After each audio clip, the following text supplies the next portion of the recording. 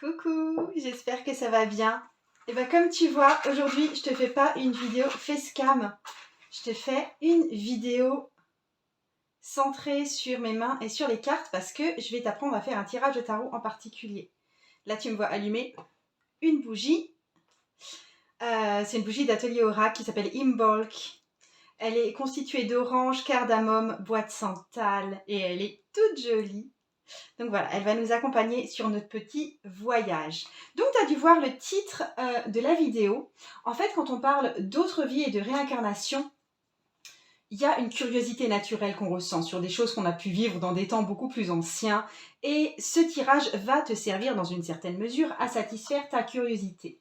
Donc ça, c'est partiellement possible de satisfaire cette curiosité-là avec le tarot. Mais là, le tirage que je vais te proposer, ça va surtout te permettre de poser tout le contexte qui crée ce que tu peux vivre à l'heure actuelle si tu rencontres des problèmes ou si tu rencontres des choses bouleversantes ou même si tu rencontres des événements particulièrement heureux. Et de poser un contexte ancien, ça va t'aider à comprendre pourquoi tu es comme tu es, ou pourquoi tu fais ce que tu fais, ou pourquoi tu vis ce que tu vis. Et en partant de là, on va être capable de prendre des décisions plus éclairées pour continuer à avancer. Le jeu dont je vais me servir aussi, c'est le Mystisches Tarot, qui est un jeu en allemand. Je ne vais pas analyser les cartes, je vais juste me servir du jeu parce que ça va créer un visuel. Mais là, le but n'est pas de les analyser pour toi et de faire vraiment le tirage de tarot, mais je vais te montrer le processus du tirage de tarot. Je vais faire une petite parenthèse pour les personnes qui ne croient pas en la réincarnation ou qui doutent à ce sujet. En fait, un tirage qui va vraiment concerner les autres vies, ça peut être utile en tant que métaphore. L'histoire des personnages qui apparaissent là, elles vont être lues comme des fables ou des contes qui vont révéler des facettes invisibles de qui tu es en ce moment. Et à partir de là, tu vas pouvoir évoluer pourquoi ces facettes apparaissent dans ce tirage à travers cette histoire en particulier, avec ce conte, avec cette fable. Et ce qu'il y a aussi, c'est que les personnages et leur histoire, ça vient parler en fait de tes propres motivations à faire ce que tu fais. L'histoire d'une autre vie, ça peut être une projection de tes ombres, ça peut être une projection de tes peurs, et ça peut même être une projection de tes visions ou de ce que tu souhaites pour ton futur. Et la séparation qui est apparente dans le tirage entre les autres vies d'un côté et qui tu es dans le présent, toi, ça va t'aider à mieux te percevoir toi-même. Donc, je te montre tout de suite ce tirage.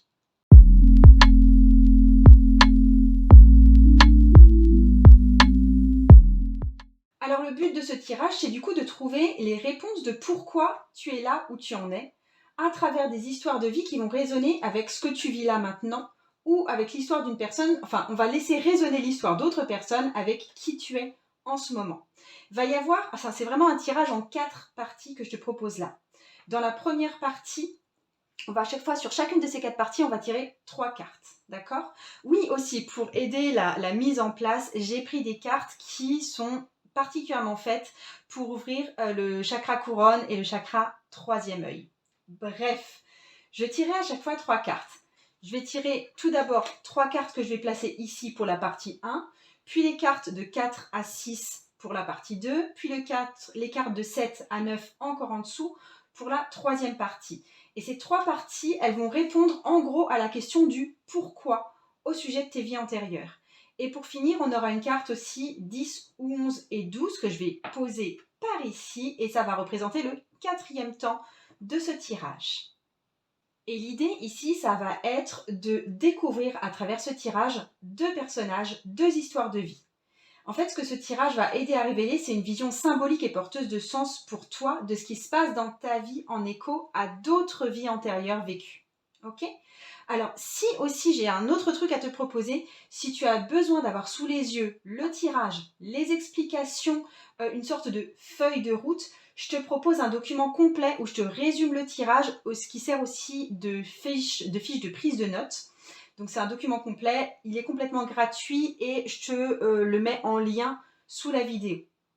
Donc déjà, première étape, on va se concentrer là sur une vie antérieure, lointaine, et on va tirer les cartes 1, 2 et 3. D'accord ? Donc tout d'abord les cartes 1, 2 et 3.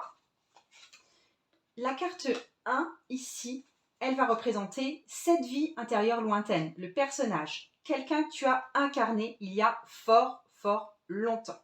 D'accord? Ensuite, à quoi ressemblait la vie de ce personnage? À quoi ressemblait ta vie de façon générale? Il peut ici y avoir plusieurs points à noter pour parler de différentes choses de la vie de cette personne. Ensuite, troisième position, quel est le trait de personnalité que tu portes et qui te vient de cette incarnation? Donc ici, on a tout ce qui concerne la première vie antérieure avec laquelle on va cheminer. Pour le deuxième temps du tirage, pour les cartes 4, 5, 6, on va se concentrer sur une vie antérieure moins lointaine, une vie antérieure plus proche. Oups, oups, oups, oups. Hop. Et là aussi, première carte, elle va signifier, représenter la personne qu'on a incarnée à une certaine époque. À quoi ressemblait notre vie? On a des indices sur la vie qui a été vécue. Et quel est le trait de personnalité qu'on porte et qui vient de cette incarnation précisément? Donc ça, c'est une première vie antérieure lointaine, une deuxième vie antérieure plus proche. Et à chaque fois, le lien avec nous à l'heure actuelle. Enfin, pour les cartes 7, 8, 9, on va avoir quelque part le lien avec notre vie actuelle, les sortes de leçons à tirer, une espèce de ligne du temps. La carte 7, c'est une expression de notre destinée. En fait, on s'inscrit ici, avec ces vies antérieures, dans une espèce de chaîne de cause à effet qui nous est expliquée ici. Donc ici, c'est vraiment une carte de karma, de destin. Ensuite, c'est l'actualité. Où est-ce que j'en suis aujourd'hui dans mon voyage? Où est-ce que tu en es aujourd'hui dans ton voyage? Et ensuite, qu'est-ce que je dois faire pour accomplir mon destin, pour accomplir ma destinée, pour remplir mon karma? Une chose qui est super intéressant à faire, c'est d'analyser ce tirage par rapport aux colonnes qui se sont dessinées. Les cartes l'une au-dessus de l'autre, elles ont une signification. Les cartes 1, 4, 7, ça vient répondre à la question « Qui suis-je » Comment est-ce que j'en suis arrivée là? Et en fait, cette colonne, elle permet de mieux se comprendre, de mieux se connaître. Les cartes 2, 5, 8, qui forment la seconde colonne, ça vient répondre à la question des choix de vie qu'on est porté à faire naturellement, nos prédispositions et ce qu'on affronte éventuellement dans notre vie aujourd'hui, avec les échos passés. Et pour cette colonne-là, donc les cartes 3, 6 et 9, ici, cette colonne, elle vient répondre à la question des biens ou des poids qu'on porte avec nous en ce moment. Et il y a quelque part, ce qui s'inscrit ici, c'est le but plus large qui est sous-jacent à notre vie actuelle. Pour la carte 10 qu'on va venir poser ici, on va choisir la carte de la première incarnation avec laquelle on a un peu travaillé ou de la deuxième incarnation avec laquelle on a un peu travaillé. On va choisir en fait avec quelle autre vie on veut dialoguer, quelle autre vie peut nous apporter les perspectives les plus riches possibles. Après, si tu le souhaites vraiment, tu pourras dialoguer avec les deux, l'une après l'autre. Mais en gros, la carte 10, c'est la carte d'ici qui va être reprise. Donc, je décide de travailler avec cette incarnation, par exemple, et je viens poser la carte. D'accord? Si tu ne veux pas poser la carte, comme tu vois, ici, c'est un 2 d'épée. Oui, c'est un 2 d'épée. Tu pourras choisir un 2 d'épée dans un autre jeu si tu veux garder le jeu vraiment hyper complet. Donc, il t'est possible aussi de travailler avec deux jeux différents. Là, c'est un 3 de denier. Tu pourras remplacer par un 3 de denier ici si tu le souhaites. Donc, tu choisis l'incarnation avec laquelle tu veux cheminer aujourd'hui. Tu déplaces la carte ou tu prends cette même carte dans un autre jeu. Ok?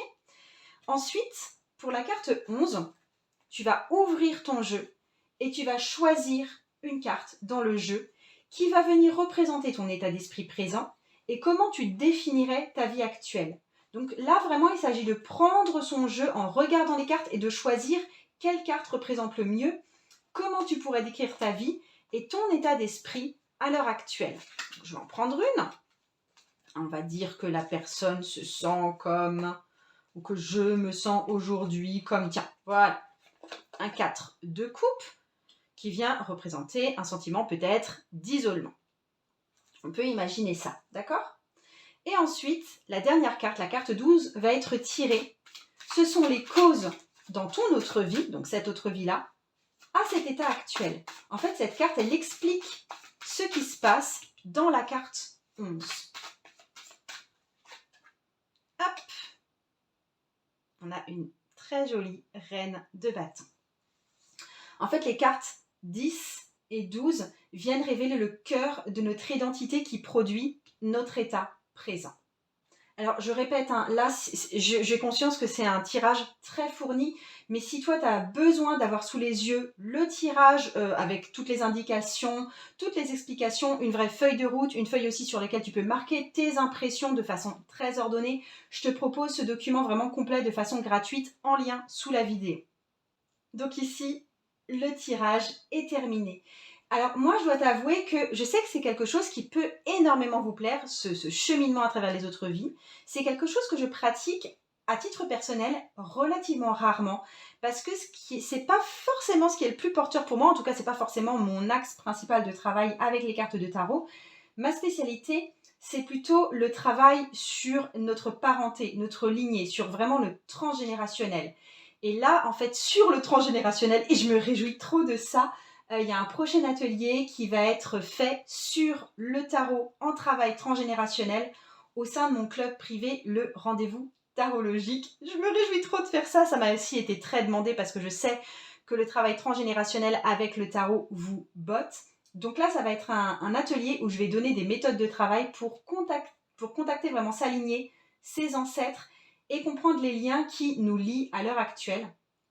Et aussi, je vais te donner des méthodes pour défaire certains nœuds et certains traumatismes familiaux. Donc ça va pas mal aussi ressembler à ce qu'on a pu faire ici en termes de tirage. Il y a un tirage au niveau familial qui ressemble vraiment à celui-ci, mais que je vais expliquer dans l'atelier. Donc ce sera une approche à la fois psychologique, énergétique et émotionnelle. Et là aussi, si tu veux t'inscrire, je te mets le lien en dessous. Je vais ranger mon jeu. J'en ai fini pour aujourd'hui. Je te souhaite une excellente journée et le tarot peut changer ta vie.